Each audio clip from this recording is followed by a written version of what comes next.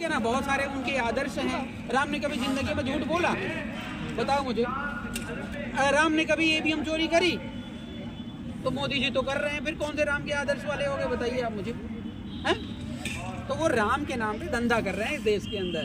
राम को बिजनेस का एक केंद्र बना दिए, लोगों की श्रद्धा है, ठीक है ना, तो दुकान बढ़िया लगा लो और राम के नाम पे जो है दे दे भाई, वो वाली बात है, ठीक है ना। खैर ये सब बेकार की बातें हैं, लेकिन बदायूं वालियों से मेरा जो अनुरोध है, या कह लो कि जो मेरी यहाँ से घोषणा ये है, जैसे मोदी जी तमाम गारंटी देते हैं, हम गारंटी नहीं दे रहे हैं, मतलब वो वादा लंबा लंबा नहीं करेंगे, लेकिन ये श्योर है कि आप सभी ने साथ अगर दिया, इस बार जो है भारी मोहम्मद से जिताया, तो हमारे 5 जो है वो गारंटी कार्ड में लिस्टेड है, ठीक है ना। वो नंबर 1 है वोटरशिप। सबसे पहले हम वोटरशिप लागू करेंगे और वोटरशिप में हर वोटर को प्रति माह हम दाल चावल अनाज, ये जैसे मोदी जी मुंह में डालो फिर निकालो, फिर डालो फिर निकालो, ये काम नहीं करते हम। सम्राट अशोक के वंशज हैं, कुल्लम कुल्ला दिल खोल के बटेगा, ठीक है ना। ये देश में बहुत सारा पैसा है, लूट लूट के सब पूंजीपति लोग लेकर के जा रहे हैं, बड़ी बड़ी कंपनी लगा रहे हैं,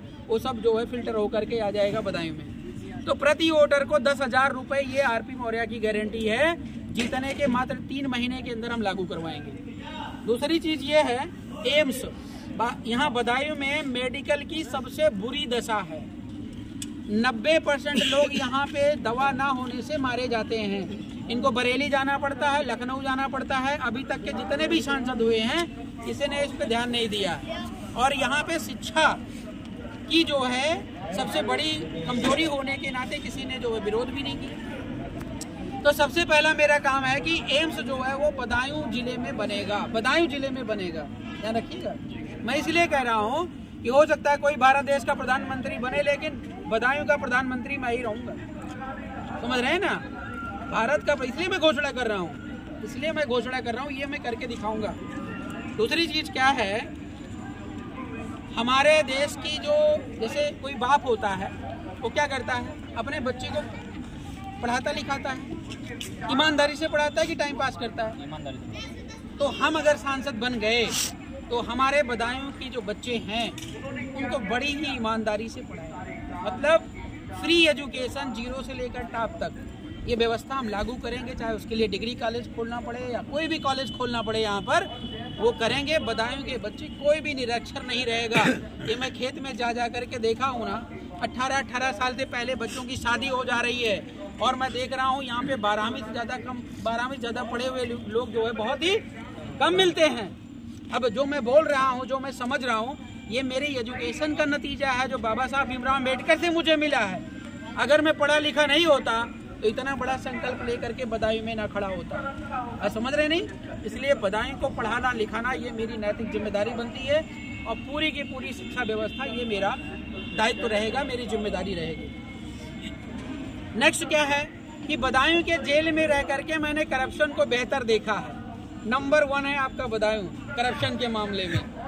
अरे जेल के अंदर नहीं, पूरा सिस्टम भ्रष्ट है, पूरा सिस्टम भ्रष्ट। ये समझ लो, जो डीएम, जो अधिकारी यहाँ पे आता, कहता भैया मुझे जीने दो किसी तरीके से, नहीं तो फिर जो है मुझे भाग के जाना पड़ा। अभी एक केस यहाँ पे हुआ था ना, एसडीएम ने नोटिस भिजवा दी थी, इसको राज्यपाल को नोटिस भिजवा दी थी, देखा सुना होगा ना आपने। उस एसडीएम का यहाँ से तुरंत जो है बर्खास्त भी हो गई, हुई नहीं हुई। तो बदायूं में इस भ्रष्टाचार सिस्टम के खिलाफ लड़ना वो छोटी बात नहीं, छोटे प्लेटफॉर्म से नहीं लड़ा जा सकता है। इसलिए मेरा सांसद बनना बहुत जरूरी है, और सांसद आपने बना लिया तो हमारी आवाज़ जो है पूरे भारत में गूंजेगी। और नहीं तो आप लोगों को खेत खलियान छोड़ करके और जाके बदायूं की सड़कों पे लेटना पड़ेगा ठंड में। और इतना टाइम आप क्यों देते हो? वोट की चोट मारो, सीधे काम करवाओ, हैं? इतना आंदोलन लड़ाई करने की कोई जरूरत ही नहीं है। अगला ये है कि बदायूं के जो खेत खलियान में किसानों को जो है उचित मूल्य मिलता नहीं है, और हम यहाँ पे बदायूं में बहुत बड़ी मंडी जो है मतलब इंस्टॉल करने का काम करेंगे, ताकि हमारे जो किसान भाई, चाहे आलू हुआ, दाल हुआ, चावल हुआ, जो भी ले जाए, उनको वहाँ पे बढ़िया व्यवस्था मिले और उचित रेट पर उनको दिल्ली, बनारस, कलकत्ता बेचने ना जाना पड़े। ये 5 जो है मुद्दे हमारे यहाँ। इस 5 मुद्दे में मैं बदायूं में अशोका राज कैसे होता है, कैसे चलता है, वो करके दिखा दूँ। सर बदायूं में अभी बिसौली में हाल ही में जो हमारे डिप्टी सीएम जी हैं वो आए थे, उन्होंने अनाउंस किया है कि वो हवाई अड्डा बनवाएंगे। इस पर क्या देखिए, हवाई अड्डा से ना कोई बच्चा पढ़ सकता है। कौन आएगा हवाई अड्डा? मैं आ पाऊँगा? आप आ पाएंगे? कौन है? वही अपने लिए तो बात कर रहे हैं। वो क्या लगता है बनेगा? नहीं, वो बनवा दें तो अपने लिए तो कर रहे हैं ना। हवाई अड्डा वो गाड़ी से आते हैं, रास्ते में धक्के खाते हैं 3-4 घंटे 5 घंटे, तो उनको दिक्कत होती है। वो तो अपनी बात कर रहे हैं ना। हवाई अड्डा बनवा देंगे। मोदी जी मंदिर बनवा दिए तो अपने लिए बनवा दिया ना। मोदी जी विकास की बात कर रहे हैं, लाल किला को चमका दिया तो अपने लिए चमका दिया ना। जनता को क्या मिल रहा है भाई? हैं? लोग तो क्या कह रहे हैं? नहीं हैं? लोग कह रहे हैं किसको रोजगार मिलेगा? कौन सा रोजगार बता तो गया, उसका ब्लूप्रिंट तो दे दे। कौन सा रोजगार है? बेकारी वाला नहीं, ऐसा रोजगार हम लेकर क्या करेंगे जिसका कोई जमीन ना हो भाई? हम तो कह रहे हैं मैं बच्चों को पढ़ाऊंगा, रोजगार दूंगा, मैं तो कह रहा हूँ ना। तो कौन सा रोजगार वो दे देंगे? हमको दे देना, कोई रोजगार देकर दिखाएं तो भैया आपको रोजगार हमने दे दिया है।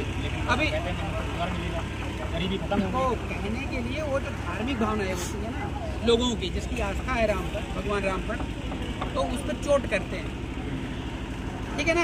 ये आस्था ऐसी चीज़ है कि आपकी माता जी, आपके पिताजी अगर भगवान श्री रामचंद्र को मानते हैं तो उनके खिलाफ एक शब्द वो सुनना नहीं चाहते हैं, नहीं चाहते हैं। तो मोदी जी बार बार जय श्री राम का नारा लगा रहे हैं, तो वो किस लिए? उनको भावनात्मक जो है ना चोट पहुंचाने के लिए और लूटने के लिए। इससे बड़ा उनका कोई उद्देश्य ही नहीं है। अच्छा, दूसरी बात क्या है? उनका सिद्धांत, उनका पार्टी का मिशन सब विदेशी है। स्वदेशी इसमें क्या है? मुझे बताओ ना, जो आपके हित में हो। कभी मोदी जी ने जो है मानव एक समान की बात करी? कभी करी हो तो मुझे बताओ। कभी उन्होंने कहा हो कि दलित को मैं मंदिर में बिठा दूंगा? कभी करी है? कभी उन्होंने कहा कि गरीब बच्चे को मैं प्रधानमंत्री बना दूंगा? कभी करी है? आरएसएस की परवरिश नहीं मिली होती ना उनको भाई साहब को, तो भी धूल चाट रहे होते हैं। 100 साल से चल रहा संगठन उसने उठा करके